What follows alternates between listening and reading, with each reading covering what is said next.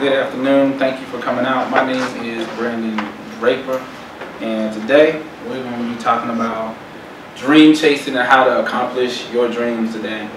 I noticed we got a couple of young people there. I mean, look kind of bored. What's your name, sir? Jalil. Can you say that again? Jalil. Jalil? Okay, Jalil. If I was to ask you a question, alright, what's your favorite car? Hummer. A what? Hummer. A Hummer. Okay. What's your name? Brian. Brian. What's your car? What's your dream car you want? Corvette. A Corvette. What would you be willing to do to get it? If I were to tell you, I said, if you could give me $1 right now, I would give you your Corvette. Would you, even if you didn't have $1 in your pocket, would you find a way to get $1 to give it to me? Yes. I mean, tell me how would you do it? Ask mom. Just like that, right? You ask Mom, I need $1, I gotta get the Corvette, right? Okay. What would you be willing to do?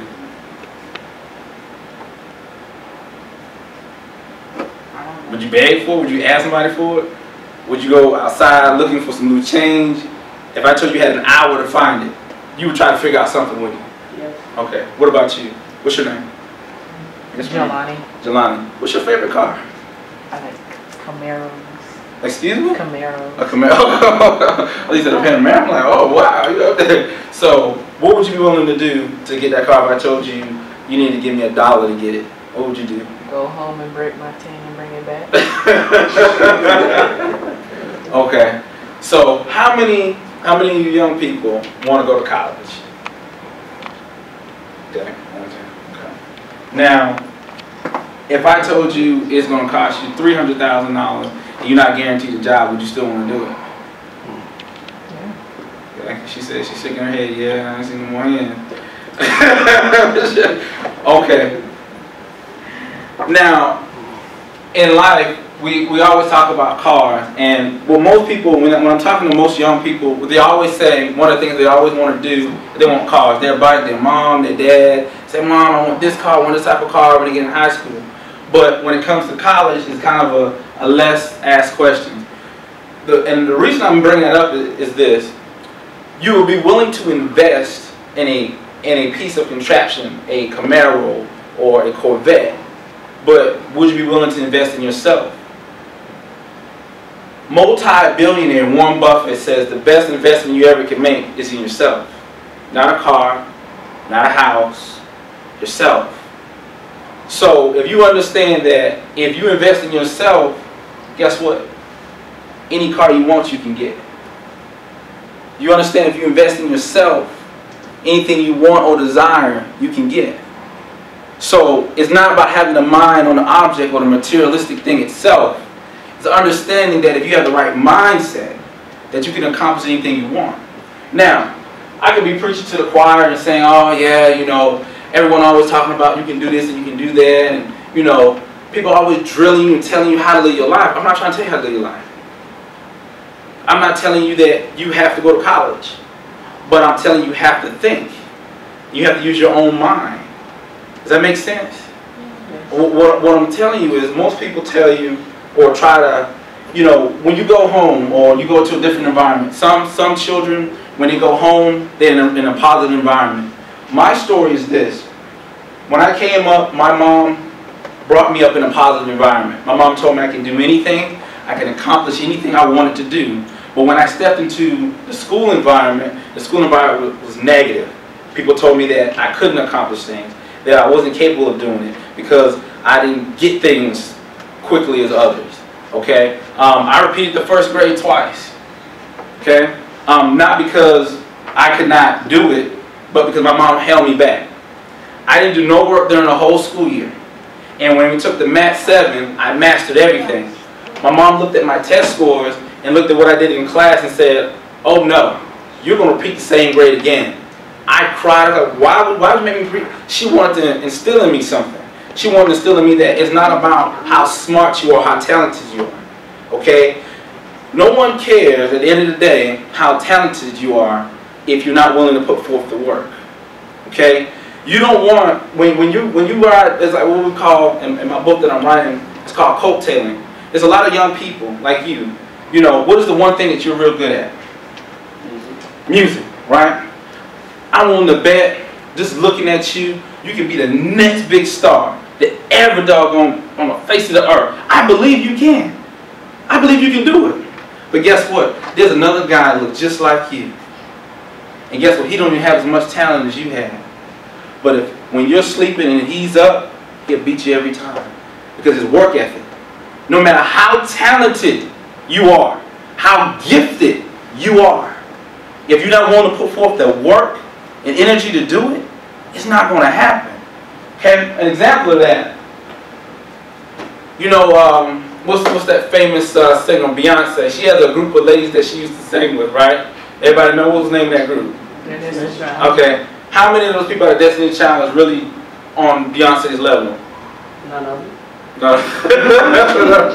Nowhere near, right? Right. Okay. So, but wouldn't you say that when they first began, they were kind of equally talented? I mean, all of them were talented. Right. They had talent. So, what changed? What changed? I'll tell you one thing changed. There was one interview they did with Beyonce. She was on a set. She was working so long that she forgot to eat. Now, I'm not telling you to stop eating, okay? I'm not saying that. I'm saying she was so into her work. She was so tunnel vision, so focused that she forgot to eat. She understood the importance of what she was doing to the extent that she was willing to, like, hey, I'm in it, I'm doing it right now, I'm concentrating, I gotta do it, my mind is focused. It's the same thing. I have a cousin right now that came to me. She said, Brandon, you know, I'm having problems in social studies. You know, it doesn't make sense to me. The teacher's getting on my nerve. And I said, so what's the problem? The teacher. That's what she said. The teacher's the problem. How many of y'all got teachers that y'all think is the problem? Why y'all may not do certain? Okay, you got one. What about you? Be honest. Be honest. We're here. Be honest with me. How many people honestly believe that their teacher, the way the teacher's teaching style is a problem with them excelling the way they could in the class? Be honest. Would you? Okay. All right. So she told me the same thing, and I automatically, without even hearing anything she said, I said, that's so incorrect. That's not right. She looked at me like this weird look, like, what are you talking about? What do you mean? Like, she doesn't, when people raise their hands, she doesn't acknowledge them. She said, just go and work through it, use examples from other people. So she doesn't help us. So how in the world is it not her fault?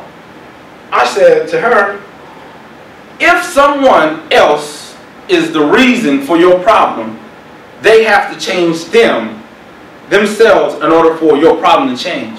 So if the teacher is the problem for you not excelling in your grades, the teacher has to change in order for your circumstance, for your grades to change. What if the teacher never changes? Then what? So if the teacher's not explaining to you, it's your job as a child to understand that your education is important. Get with your mom, get with an adult, get with the teacher offline and say, well, it's okay. It's okay for 98% of everyone else to accept mediocrity. It's okay for them to accept that. I accept that for them. But for me, I'm the 2%. I want to go to college. I am going to go to college. So I don't understand this right now, so I want you to explain it to me. And if you're not able to do that, then I'm going to tell my parent that you're not helping me. You just took yourself out of the 98% category. Most people don't understand that there are mindless robots in this world. And it starts right in school. Okay? I mean, right in school. Les Brown, my mentor, says, like, he says that most people die at 25, but not buried to 65. Let me explain to you what that means. It means that up here, mentally, you die. Meaning you understand life is what everyone else sees it as. I go to college, I get loans to go to college, I get a good job, I do that for 40 years, and I die. Have a family, whatever, and I die. That's the mindless robot. We're not talking about what other options do you have. Is the school teaching you to be a business owner, to be an entrepreneur, so that there's more to life than just doing one set of things? Is anyone teaching you? Is someone teaching you how do you manage your money? Why is it that in the African American community, we are the biggest consumers but the smallest savers? We have nothing. We have no economical empowerment of anything. Everyone else has more power when it comes to economic self-help, but we spend more than everyone. It's crazy. How is that? How do we spend more than everyone but we have less? So what is it that we're missing What is it that we're not being focused on? So when it comes back to dreaming and believing, right now you're at the pivotal age. Right now when you're dreaming and you really believe that you can do it. But let me tell you something. Life, I don't know if any of you ever look at boxing.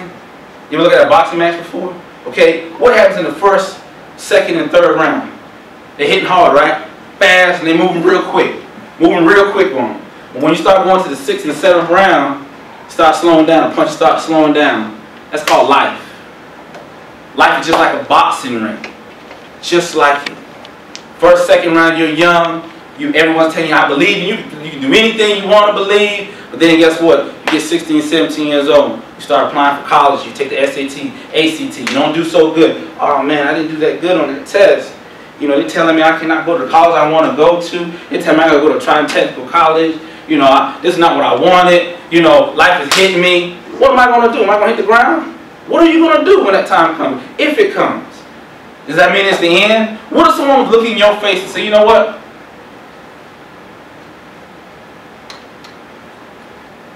I think you know better than being a mechanic. I don't think you're better than being a painter. I don't think you're better than being a maid. Well, it happened to me. Someone looked me in my eye as I sat in a guidance counselor's office and told me that it would be better for me to not even think about going to college, that I should have went to another academy that specialized in trades. That's what they told me. She looked me in my eye and told me that.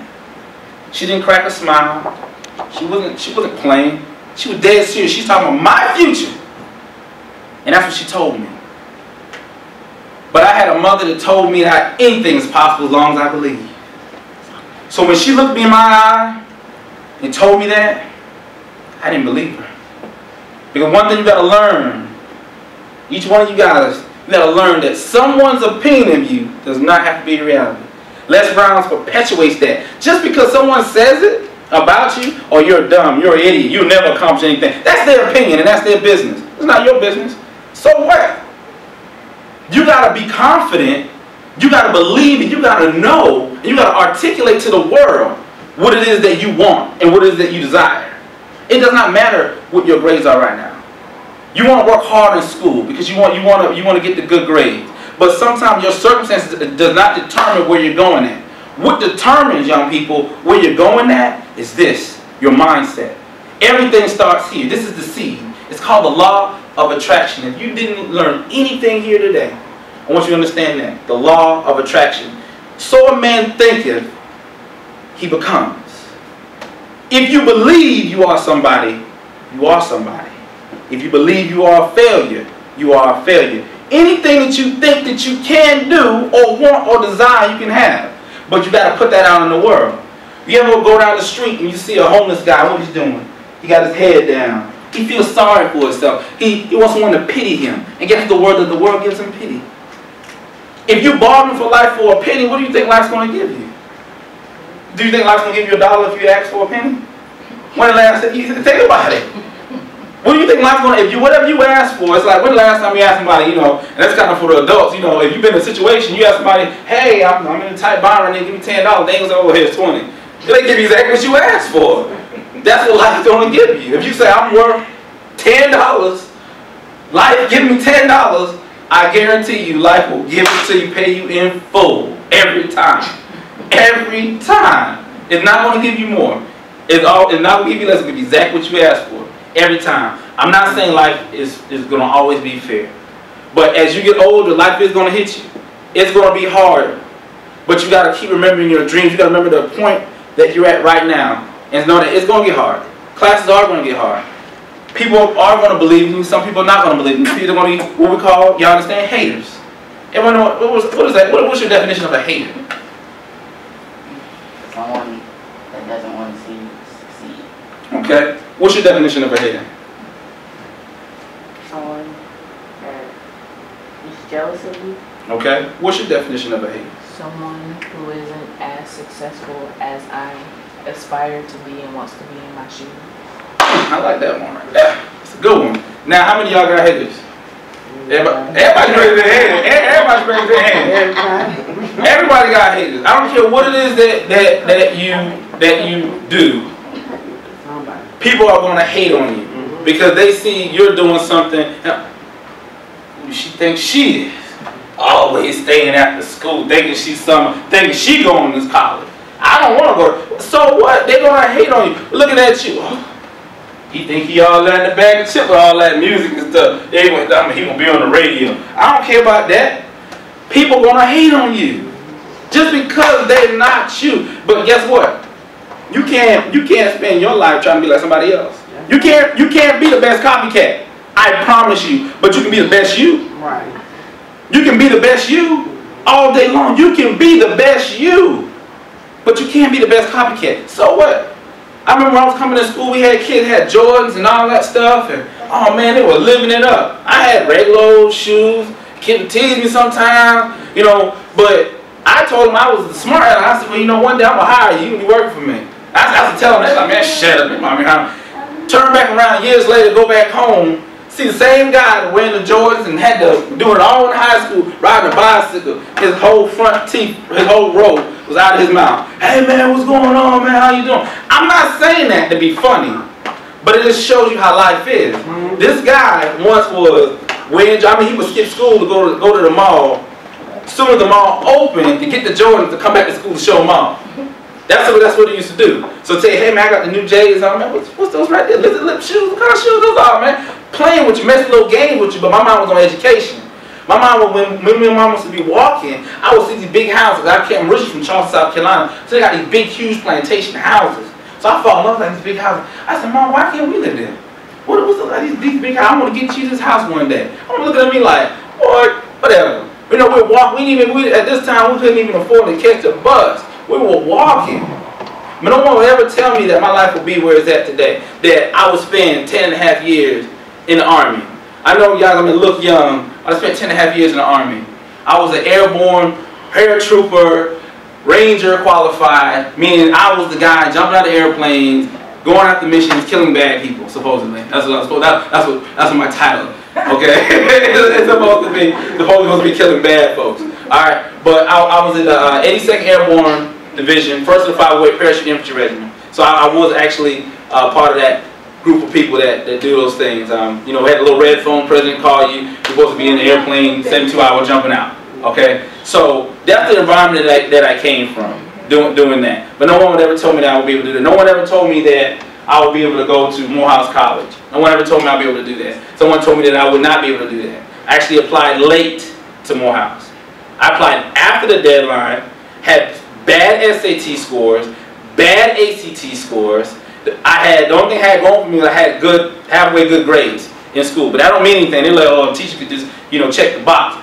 They actually set an interview up with me. That's how bad it was. They set up an interview with me. They said, hey, you know, this ain't lining up. This joke didn't do nothing to SAT, ACT. He just straight flunked it. And he talking about he got A's and he's in all the leadership positions. No, we gotta check this guy out. So they sent me a letter interviewing me for me to come, and they want to sit down and talk to me. And still, at the first semester when I got there, they still put me probation, but grades all the way up. Got probation after I think it was the first, second semester. They already know about my business. It's just that they put me in a category, they put me in a box saying that I had to take a test. And like they put you in the test. They're trying to they're trying to put you in a standard. Are you above average? Are you average? Below average? Trying to put you in a box. Don't allow people to put you in a box. Be able to get yourself out of the box.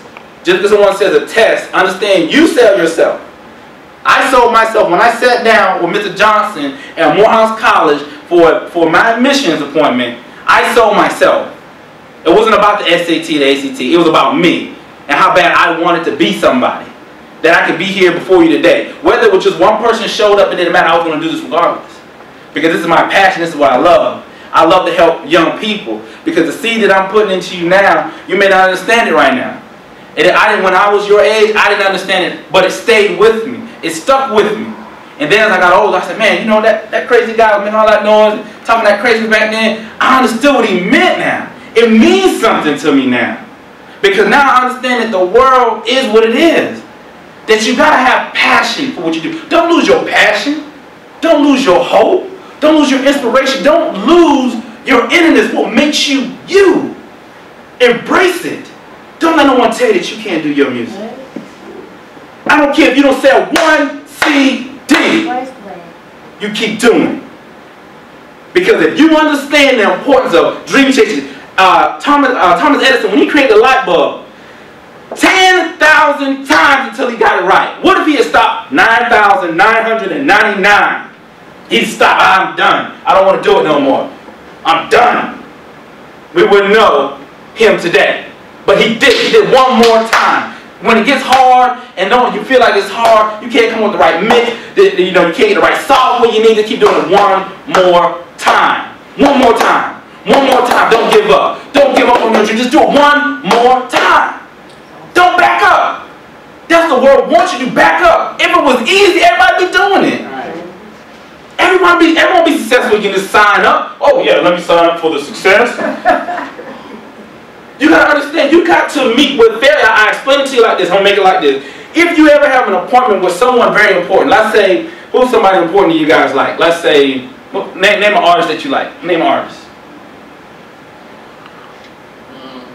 Come on, y'all know, but name an artist. Name an artist. Come on. Somebody You want to say, well, okay, how about throwing Drake? Huh? You don't consider artists? What's your favorite artist? Me? Currently? Who? Tasha Cobbs is my favorite. William Murphy, but it's not. Okay, we get one of these.